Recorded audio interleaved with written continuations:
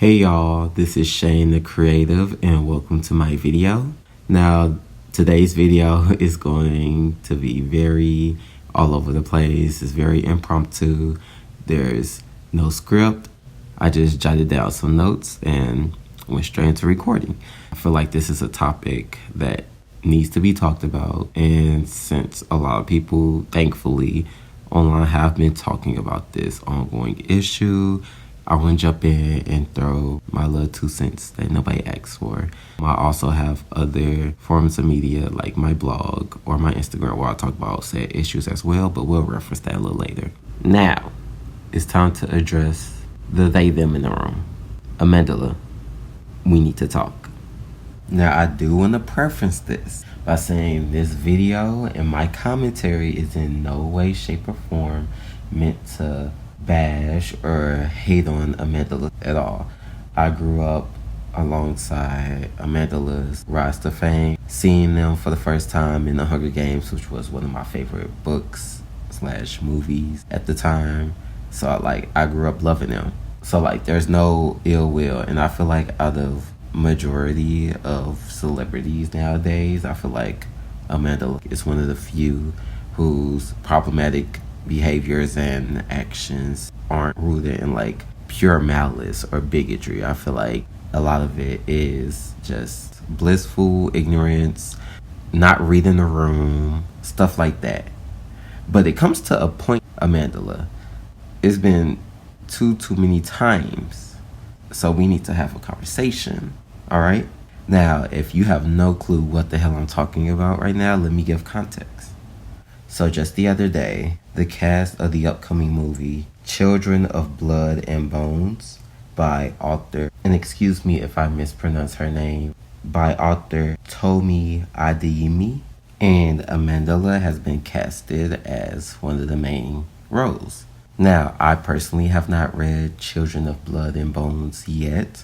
It's always been on my radar. I've been slacking real bad with my reading, and I have a bunch of books that I need to get to on my need to read list. But anyways, so all that to say that I'm not too familiar with the book, but the streets have been talking, and these other folks who have actually read the book have been coming out online to talk about how Amandla is essentially taking a role meant for a darker skinned person.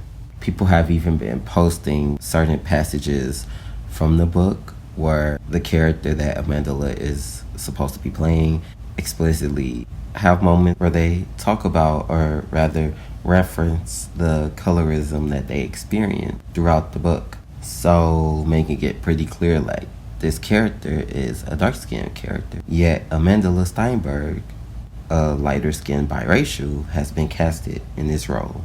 Now, the reason I am coming to you, Amandla, today is because there has been too many instances of similar situations happening. Now, that's what I'm about to get into because I'm much more familiar with those. Now, even starting back to her OG, and if you hear me switch between her, they, Amandla, to my knowledge, as of today of me filming this, January 23rd, 2025, Amandla do go by her, they pronouns. So if you hear me switching from her or they, them, she, hopefully I don't make it confusing, but just know, if you didn't know, Amandla is non-binary, and I will be respecting that, as we all should, period. But anyways, starting back from The Hunger Games, and I've read the Hunger Games books, all of them, even before the movie adaptations were released to be coming out. So I was a huge fan.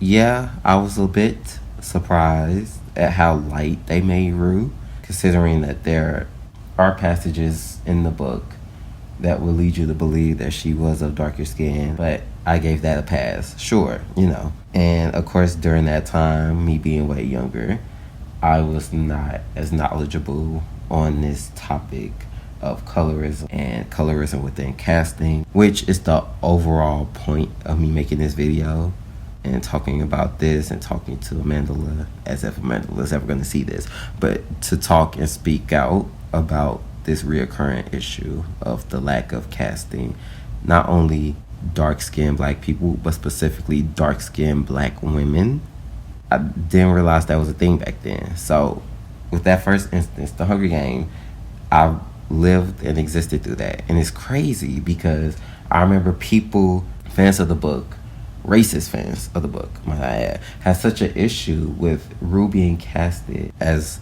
a black girl as if there weren't lines throughout the book that made it kind of clear that, yeah, Rue was black. And it's crazy to think that was like one of the first, well, this is me assuming, one of the first race-related topics Amandla probably had to deal with when it came to casting, where you're too dark, you're too black. Fast forward to now where it's like, babe, you're not dark enough, you're not black enough. But yeah, nobody really batted their eyes at Amandla being casted as Rue in the Hunger Games, except for the racists who were mad because they couldn't comprehend that Rue was black. But then we jump to The Hate You Give, another book to movie adaptation. Another one that I was very much a huge fan of. Again, I read The Hate You Give by author Angie Thomas way before it was released that they were making a movie out of it. So, of course, being a huge fan of the book, hearing that the movie is going to come out, I had very high expectations. Now, I enjoyed the movie, but I do have flaws with it. And one of the flaws was the fact that Amandla was casted as Star. Now, I do want to preface this and say I haven't read the book in a long time, and I'm going off of my memory. But I remember reading the book and envisioning Star being darker skinned, not only just from her description, but also based off of, the cover of the book, which presumably has Star, the main character, on it, who, is shown as this dark-skinned black girl with the afro. We have no reason to not envision the girl on the cover as Star. And I know that the book is written before it even gets a cover. But like I said, reading the book and the few descriptions we get of her, physical description, if I'm recalling right, there is a scene where Star is describing or giving a description of her family. And I believe she references how either her father or her brother are darker skinned, but like she's a few shades lighter than them, but still a few shades darker than her mother, who is lighter skinned. Please let me remember to go through and look through that damn book to find where this passage is. So me and other people alike kind of was like, side-eyeing that decision to have Amandla be casted as Star. So much so that the author herself ended up touching on this topic. The author, Angie, basically defended Amandla being casted, whatever. Her book, I guess we can just say, there's no definitive description of Star. But then we go on to Dear Evan Hansen, the 2021 movie that is based off of the Broadway musical, casted Amandla as the character Alana. Now, if you don't know, in the original Broadway cast, Alana is played by Crystal Lynn Lloyd, who is a dark-skinned black woman. And she's one of the only, she's the only black person in the entire stage musical for the original cast. And I just realized that Crystal Lynn actually played in the recent horror movie, Mr. Crockett, which was a fun watch, but glad to see my sis is still booked. Love that for her, love her. But anyways, now I will preference and say that with certain musicals, I don't recall the exact term right now, but like actors and characters like change out the role where they've had a black Evan Hansen. So, editing Shane here, the term I was referring to was colorblind casting.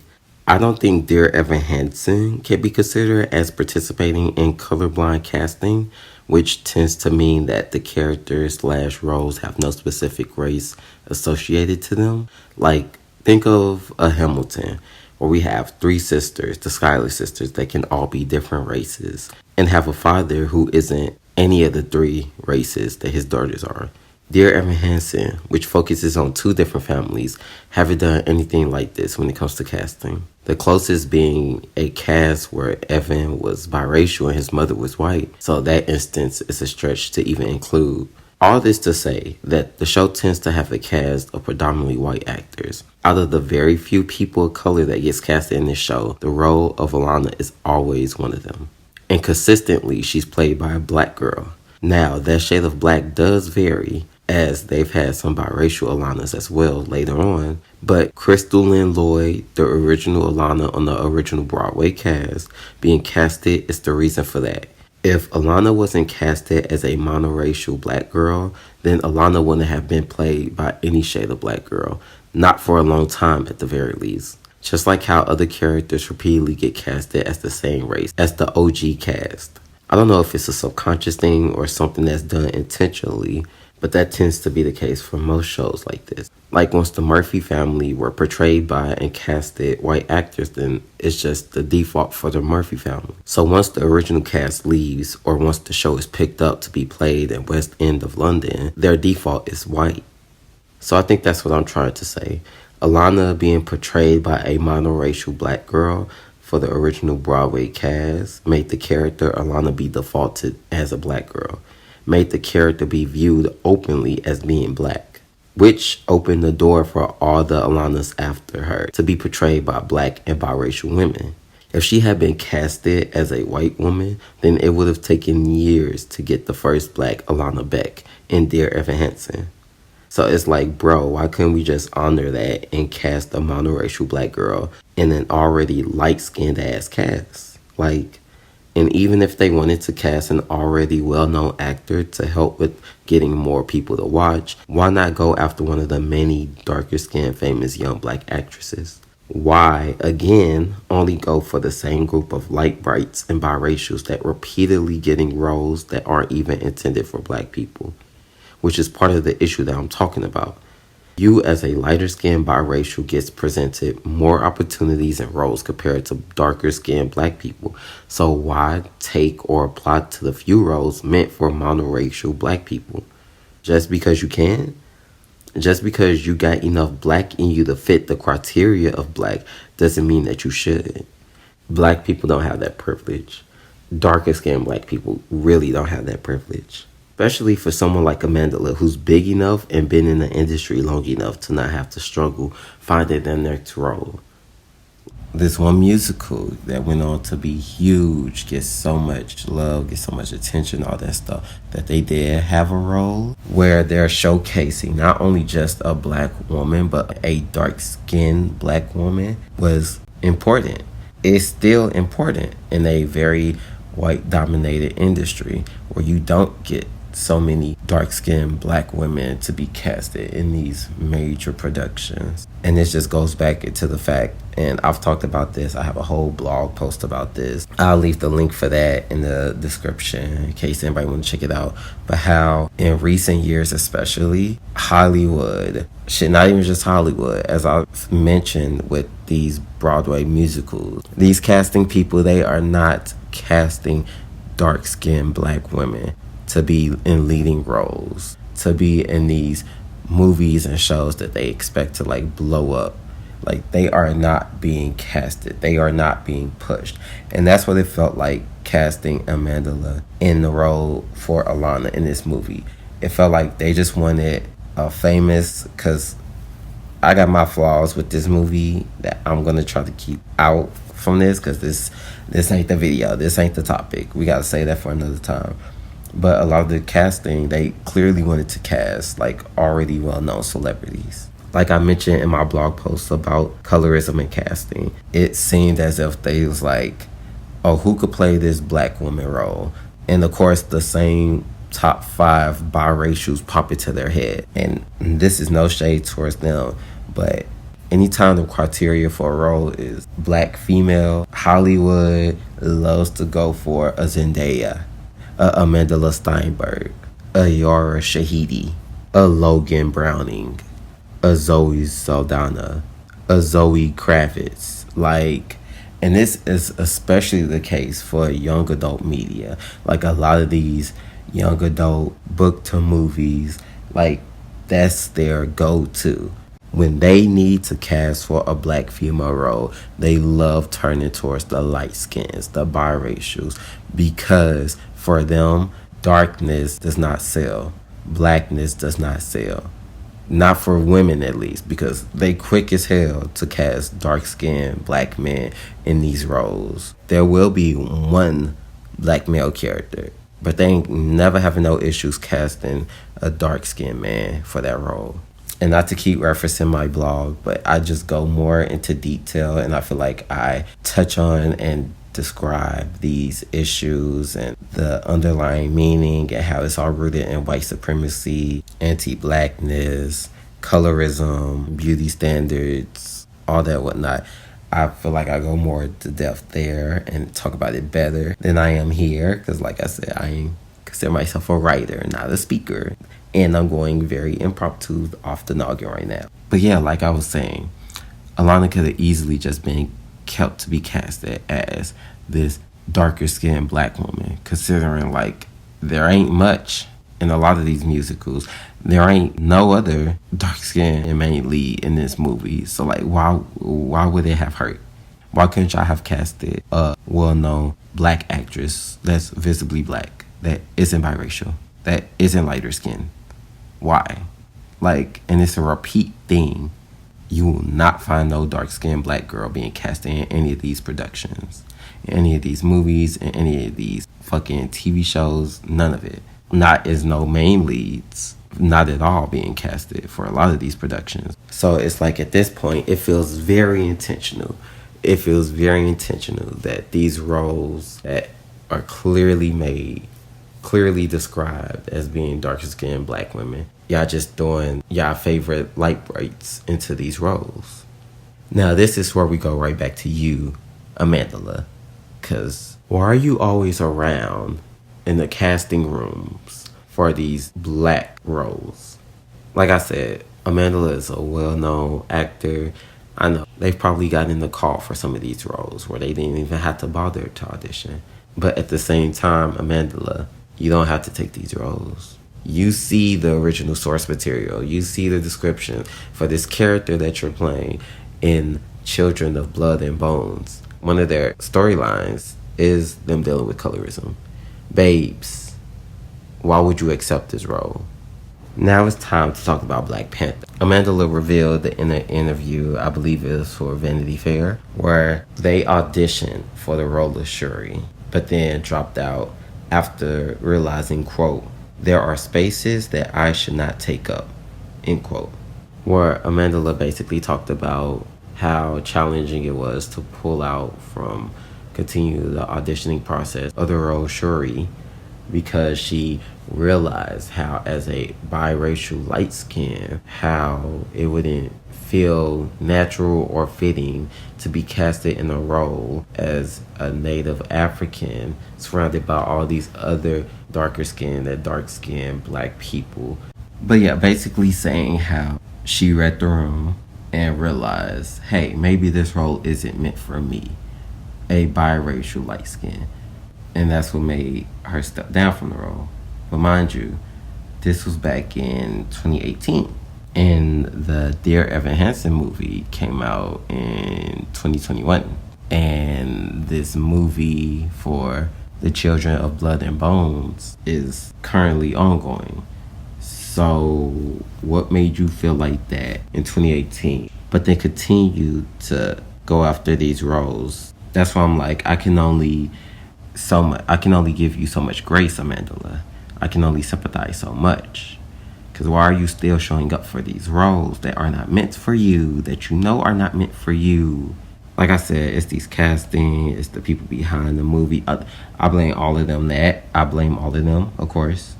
Side-eyeing y'all. Not even side-eyeing at this point. It's full-on daggers, because y'all know exactly what the hell y'all doing.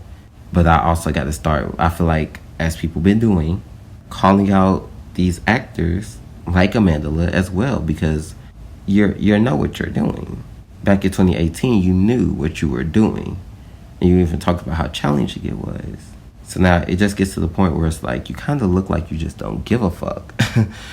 It just look like you don't give a fuck, baby, and that's part of the issue. it makes it harder to tackle and deal with the issue when there's still these huge people, huge names like Amandla, that just continues to reinforce this type of casting where we want to throw these biracials in these roles meant for black people, meant for dark-skinned black girls. Like, y'all are upholding this blatant colorism, this blatant anti-blackness.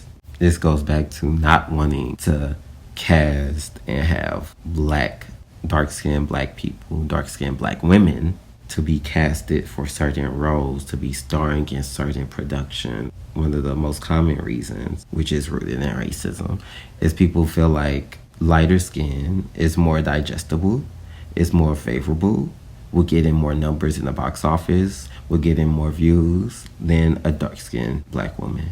The lighter skin, the biracials, they're much more profitable. They're viewed as much more desirable, much more attractive, much more likable, all this other racist ass shit. They will view them as more highly and actually want to watch them as opposed to darker skinned black women. Despite these roles explicitly being described to be for darker skinned black women. That's the sick shit about it. But yeah, Amandla, I don't get how you try to claim and be there for the people. Amandla is one of us. Amandla is one of the social activist type of girlies. Yet you're contributing to blatant colorism. So that's why I'm like, I don't get it. And you need to be told that what you're doing is not right, babes. You need to be held accountable. We expect more from you as somebody who back in 2018 realized they were taking up space in a room that was not meant for them. You were taking up spaces meant for dark-skinned black women. That you were going to be taking roles from them, roles that they barely even get to begin with. You realized that, you acknowledged that, which is why you pulled out.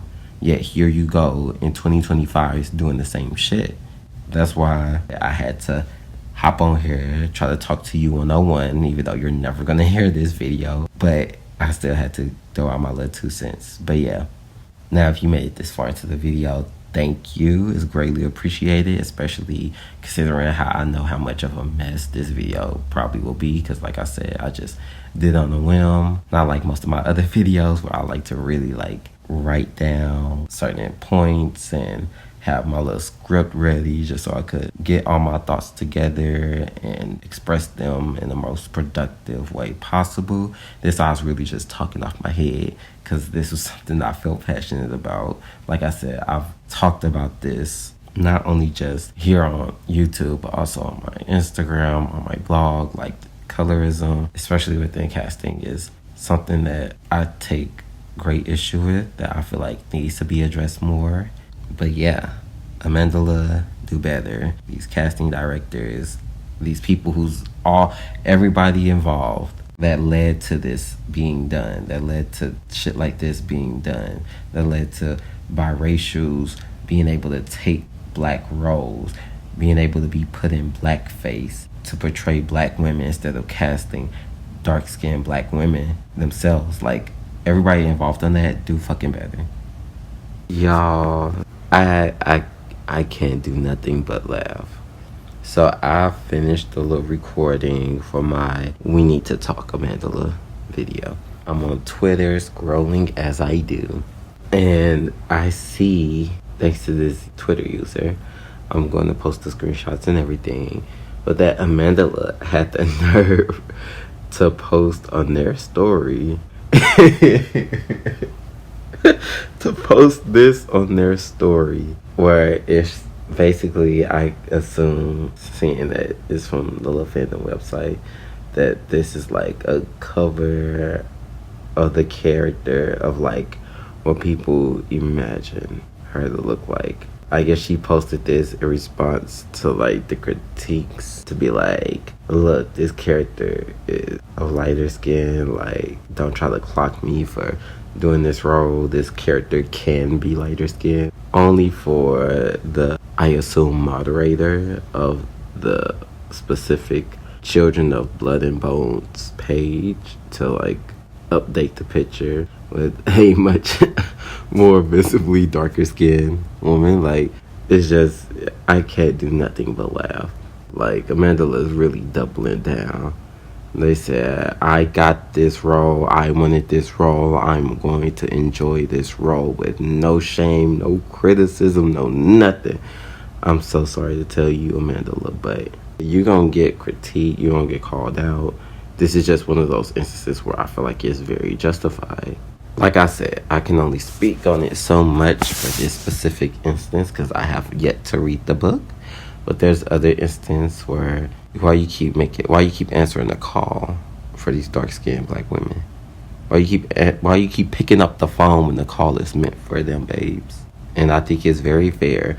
Like I said, I don't want Amandla to experience any hate or unfair judgment, which is something that they've received in the past. Rightfully so, but this is very justified.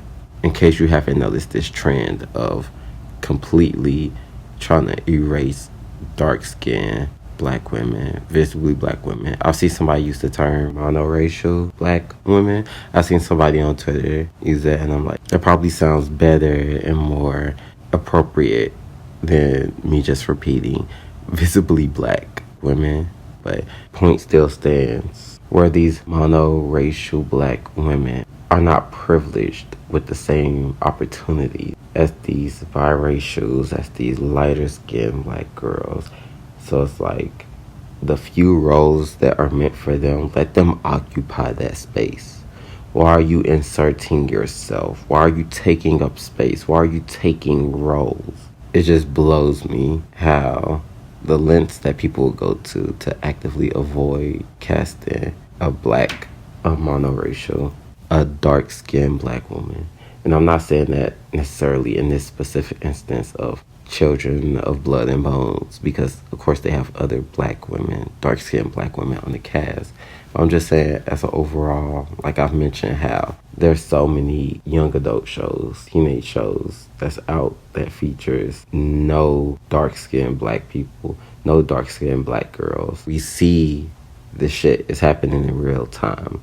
That's why I'm like, this goes beyond Amandla. This goes beyond just this specific film adaptation because it's happening in so many other instances. It's so many other films. It's so many other TV shows. Like, that's the point of me making this. Anyways, hope y'all have a good one. Peace.